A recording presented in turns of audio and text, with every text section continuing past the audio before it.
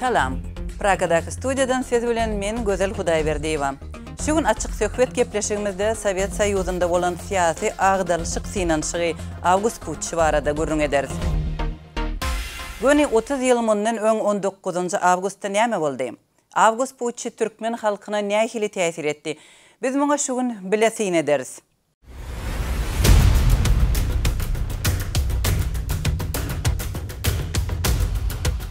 30 yıl mundan 8 töwere ýokary derejeli harby we syýasy Sowet liderleri SSR-iň şol wagtky prezidenti Mikhail Gorbaçowdan häkimiýeti zor bilen almaga tynanşdy. Sekirler bandasy ady bilen taryhy geçen Sowet resmileri Gorbaçowyň açyçanlyk üýtgürip gurmak ýaly reforma syýasatlaryna, şeýle de onuň SSR-iň binýadyna täze konfederasiýa gurmak tagallalaryna garşy çykdylar. 1991-nji ýylyň 19-njy awgust güni ýerden şol wagtky vice-prezident Gennadiy Yanayewiň ýol başlygyna adatdan daşary ýagdaý baradaky döwlet komiteti GKÇP tutuş Sowet Soýuzynyň çägine adatdan daşary ýagdaý ýylan etdi. Bir gün odal 18-nji awgustda Gorbaçow Krymny deňiz boýundaky villasyna izolasiýa alyndy. 19-njy awgustda Puç liderleriniň buýrugy bilen Moskwa goşun we tanklar ýeridildi.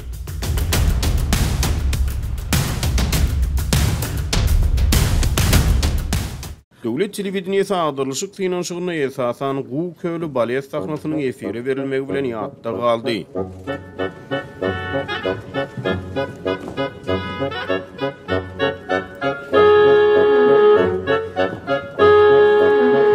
Russiya Sovet Federativ Sosialistik Respublikasynyň prezidenti Boris Yeltsin dil düşükçülere garşy kampaniýalara girişdi. Moskovskiy предприятия тоже Ural Puç taraptarlarynyň döwlet agdarmak synanşygy ýyla tarapyndan goldaw tapmady. 21-nji awgustda döwlet agdarlyşygy synanşygy ýatyryldy. Gorbaçow Krymdan Moskwa dolany. Moskwada agdarlyşyk synanşygy amala asyrylýan wagty Aşgabatda ümtümlik höküm sürýärdi. Aşgabat doğrudan dymdymy? Bizde türkmen ýolbaşçylarynyň şol günkü reaksiýasy barada şaýatlaryň ýatlamalary bar. Emma başta gepleşigimizde çağıran mihmanlarymyzy tanıştyrmakçy. Şol wagt Moskwada student bolan we Azatlyk radiosy bilen işleşip başlanan jurnalist Guwanç Gere. Salam. We şol döwürde entek kiçi çağı bolan häzirki blogger Nurmuhammed Anaýew. Guwanç Nurmuhammed salam. Salam. Salam. Guwanç, siz 91-nji ýylyň 19-njy awgustynda Moskwada diňizmi ýa-da Türkmenistanda? Şol wagt men owamyzdadym, ýani Türkmenistanda. Siyasi agdalşyk barada siz nereden bildiňiz? Owa ýylaty habary nähili garşy aldy? Şu siyasi agdarşyk barada biz men özüm habary biziň divara asylgy duran radiomuz bardy. Şol radiodan ors diline eşitdim, çünkü şol radio merkeze, ýani Aşgabatda bagly, ýani şonuna şu şeýle bir agdarşyň bolanyny eşitdim. Emma owa ýylaty elbetde bu zatlaryň nämedigine deken düşünüp baranokdular. Oňa seretmeden men mollumlarym zatlar bilen söhbetdeş bolanda olar şeýle bir wakanyň bol geçenligini aýtdylar. Ýagny ýene de ýokary bilimli adamlar şondan habarly eken. Nurmuhammed, size sual. Siz elbette şol wagt çağıdyňyz ýadyňyzda ýokdur, emma mektepde size Puç barada nähili maglumat berildi? Siz Puç barada näme bilýärsiňiz?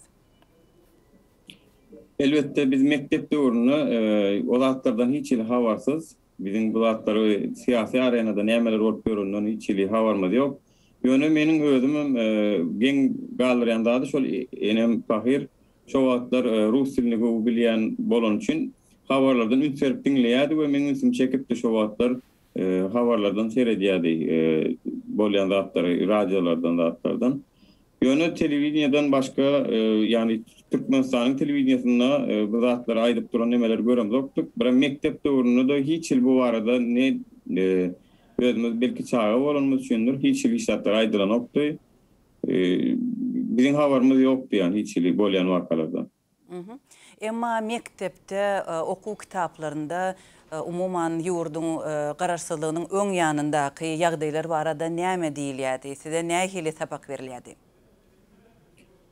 Elbette mektepde son tarihte bu zatlar görüň verenlerine bolun ha bizim Türkmen başymyz bize garaşdyrlyk alyp berdi, ona görüşdi, gahrymanymyz, ýa-da milli liderimiz, atamyz, gara aýdylmaýan zat ýok. Ýöne meniň soň şu Türkiýe okuwçy bolup gelip okuw başlandan soň käbir garaşsyz çeşmelerden okap öwrenişme gara asıl bu zatlaryň garaşsyz bolmagyny islemeýänlik ekenine şonun biz soň bilip galýarsa, ýöne bu zatlar elbetde mektep çeşmelerini aýdylan. Sağ bolun. Türkmenistanyň siýasatçylary doğrudanam ýurduň öz garaşsyzlygyny gazanyp alandygyny resmi derejede gaýtalap gelýärler. Emma gözli şaýatlaryň en çemesi şol wagtky türkmen ýolbaşçylarynyň Sowet Soýuzyny saklap galmak we onun düzümünde galmak isleglerini açaçan mälim edenligini aýdýarlar. Bu en çemes siyasi sinlerde we taryhy maglumatlarda da bar. Hut menin öz yadımda SSR-in soňky ýolbaşçysy Mikhail Gorbaçov Saparmurat Niyazowyň ony Türkmenistanyň Sowet Soýuzyny saklap galmagy bir agızdan goldaýandygyny ynamly aýdandygyny we hatda referendum hem gerek däl diýenligini Azatlyk radiosynyň türkmen gullugyna gurrun beripdi. Bu mundan 15 ýyl çemesi odal geçirilen söhbetdeşlikde bolupdy. Eýsem Niyazowa puç barada habar gowşanda ol muny nähili garşy aldy. Şol döwürde Türkmenistanyň döwlet üçinçilik edarasynyň başlygy bolan Nurmuhammed Hanamow şeýle ýatlaýar. 10 awgust 1991-nji ýylda men Aşgabatdadym. Şumal ýazmaşynok bir sebep bilen Niyazow meni çağırdy. Kabinetine ýekeçerdi, kol otyka birden telefon geldi. Telefonu eline alanna şu mahal birden Rompagallı'da Assalamu alaikum Dmitri Timofeyevich deyip salamlaştı da Yazıf can edipti şonuna. Onun arkayın olayın biz taraftan biz gollar bizi hemmedat gulala gulluk hemmedat rahat hiç bir problemi yok. Şoň üçin alad etmeň biz sizin tarapyňyzda diýip şeýdip gurrun edip. Yani bu gurrun kysga boldy. Şu trupmany goýandan soň ullun demin alyp näme diýjeň emler ýaly bu ýagdaýda näme oturjagam belli däl diýip şeýdip bunu aladaly gurrun derläp şoň ýaly gurrun boldy. Menim bir şu tarihi wakan şahit bolup galdym. Nurmuhammed Hanamowyň ýatlamalарynda Saparmurat Niyazowyň SSR-in iň soňky marşaly Dmitri Yazowyň Moskwadan eden jaňyna jogaby barada gurrun edýär. Niyazowyň telefonda GKÇP-niň başlygy Gennadiy Yanaýewa beren jogaby barada şol döwürler Edebiýat fondunyň direktori bolan merhum ýazyjy Murat Bugaýew Azatlyga şeýle gurrun beripdi.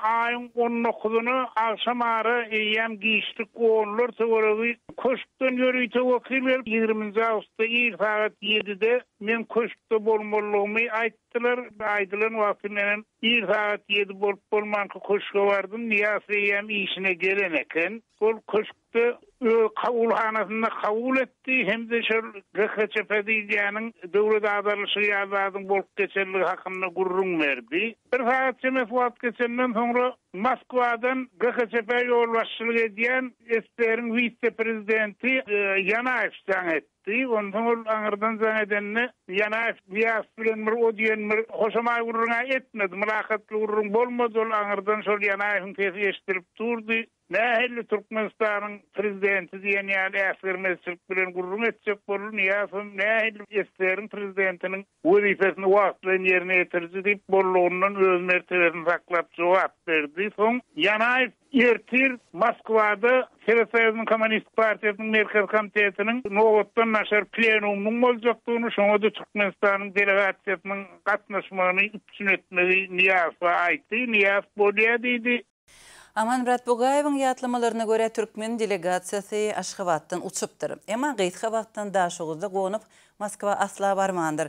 Mundan soň näme bolandygy soraglygyna galýar. Türkmen resmiýetleriniň GKÇP-niň tapşyrygyny berjaý etmegine näme pätgel bolup biler? Olar baran bolaýsa näme bolardy?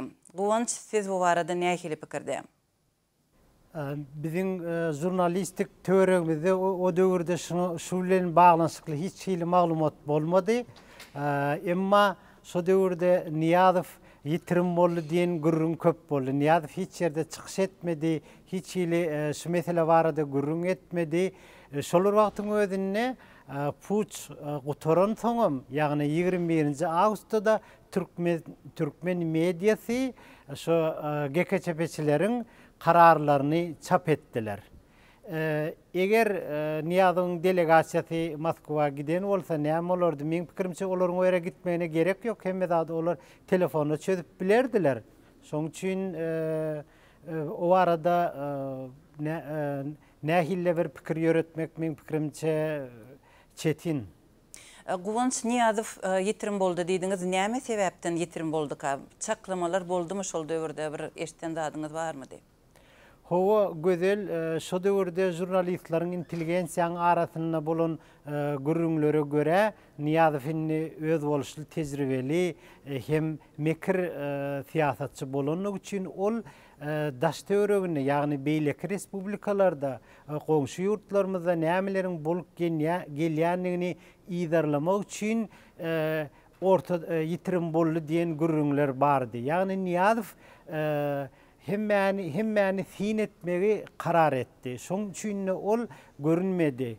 Belki de şol sebäpli Türkmenistanyň mediýasy 20-nji awgustda GKÇP'çileriň kararlaryny, buyruklaryny çap edendir. Nur Muhammed, şol wakalar barada täze nesil näme bilmek isleýär? Şaýatlara sowal berip bolýan bolsady, siz özüňiz näme sorardyňyz? Bizim pikirimizçe şu wagt dördüjük intelligensiýasy, ýagny öňde barjy şahirler, ýazgylarymyz şu wagtlar häzirki ýalak bir çynlaka çemeleşip idil şu wagtyna oppozisiýa bolup görüşlerler ýaly şu wagtdan görüşmeklerini islerdik. Elbetde şuň kuny biz bir günde gelmedik, şu geçen 30 ýylyň dowamynda geldik.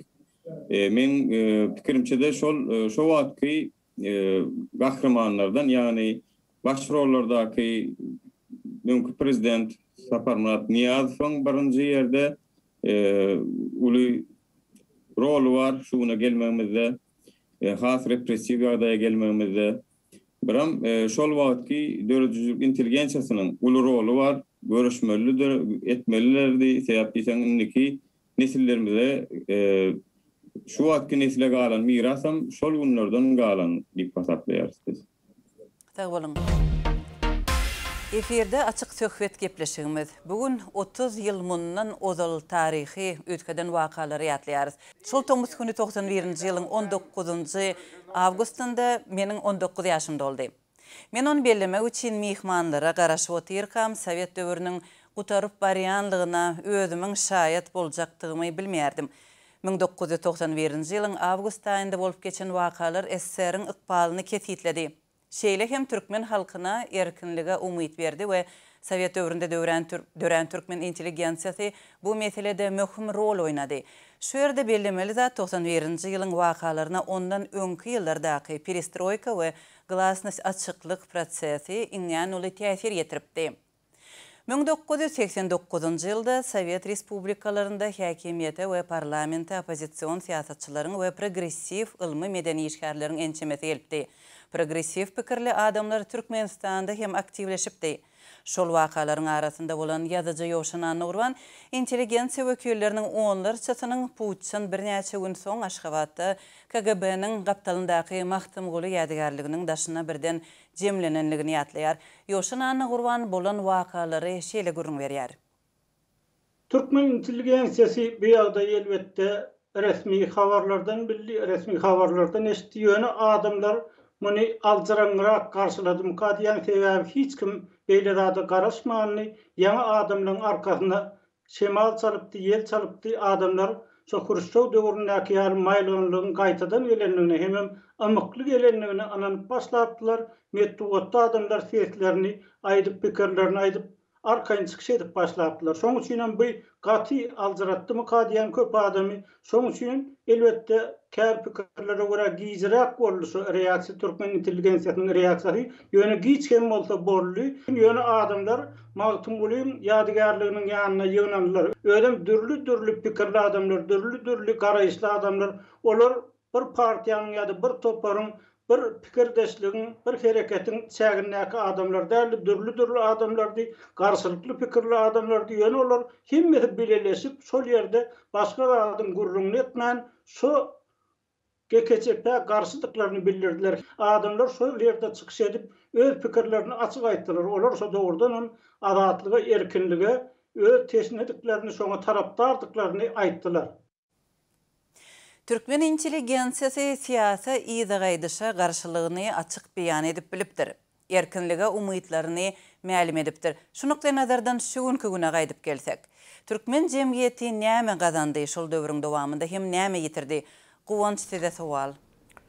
Mening pikirimçe şu pursat juda möhüm pursatdy. Elbetde käbir intelligensiýa wekilleri bu pursatdan peýdalanmaga çalışdylar. Bu ýerde agdybirlik halk hereketiniň agdalary bolan intelligensiýa wekillerini bellek geçmeli. Ýöne halkyň öňüne düşmeli. Halka sesini eşitdirip biljek intelligensiýa wekilleri öz wezipelerini ýerine ýetirmediler. Olaryň käbiri Niýazyň mekir hilesine gurban bolýar, ýani olar wezipeler aldylar. Käbirler bolsa, mysal üçin ýazgy Berdinazar Hudaýnazarow, Bayram Jütdüýew ýallar bolsa, Niýazyň şahsiýet kultuny döretmekde esasy rol oýnadylar. Gynansak-da şo pursatdan intelligensiýa wekillerimiz ýerlikli peýdalanyp bilmediler diňe. Dayanç jurnaly ýaly käbir halk üçin juda ähmiýetli bolan media terişçiler peýda boldy. Ýöne onu hem wagtyň geçmegi bilen Niýazow ýok etmegi başardy. Nur Muhammed, sizden 30 ýyl mundan ozalky pursatdan hasaplap başlasak, sizin pikiriňizçe Türkmen jemgyýeti näme gazandy hem näme ýitirdi? Mening pikirimçe Türkmen intelligensiýasy esasan şu halkyň jemgyýetiniň öňünde uly rol oýnaýardy. Ýöne şolar wagtynda etmeli işini etmänligi üçin biz şu wagt ýaş nesil hopasyna girdi. Mening pikirimçe şu wagt şeýle ýapyp, ýani Merkez Aziýanyň içinde şeýle ýapyp, şeýle gadaganlygyň köp bolan ýurdu, başga da ýok. Şonuň üçin muňa günäkär hökmünde men şu wagt intelligensiýa berýän. Şol wagtlar öz şahsy bähbitleri, wezipe, şol berilýän prezidentiň oýununa gelip käbirleri millet paradlyk edip ýa ýene bir sebäpler bolup netijede oýuna geldiler we halky öz şahsy bähbitlerine taşladylar. Ýani halkyň öňüne düşüp biljek adamlar bolly içinde Nurişko, Pahirýaly, ýergelenle mert durup tankid edibilen intelligensiýa da boldy. Ýöne gynansaňam köp böleği öz şahsy bähbitleri üçin halky taşladylar da öz gününe, öz erkine taşladylar. Şonuň üçin hem şu güne geldik we men hiç ýylek şu wagty günüň inni mundan beýlek geçmezligi üçin biz görüşýäs, ýaşlar bolup, aktivistler bolup. Ýöne biz şu güne gelmezdik. Eger şu wagt şol edilen men köplen şu ýaşlara şeýle görüň berýän, wagtynda iýdiler, işdiler, erkana gezdiler, şahsy durmuşlarynyň gowy ýaşaýşlary üçin indi bizem onuň jerimesini töleýäs diýip basaklaýan. Sag bolun Nur Muhammed. Türkmenistanyň öňkü prezidenti Saparmurat Niýazow degişli aýdylýan sitataryň birinde biz 74 ýyllap höwessizlik, umytsyzlyk, ertirki güne bolan ynamsyzlyk ýagdaýynda bolduk diýilýär. Soňky 30 ýyl ozalkysyndan näme bilen tapawutlandy? Şu gün biz ýakyn taryhyň iň öwrülşikli pursatlarynyň birine bilelikde sen etdik. Gepleşigi halan bolsaňyz, like goýuň we paýlaşyň, öz pikirleriňizi aýdyň. Hoş sag bolun.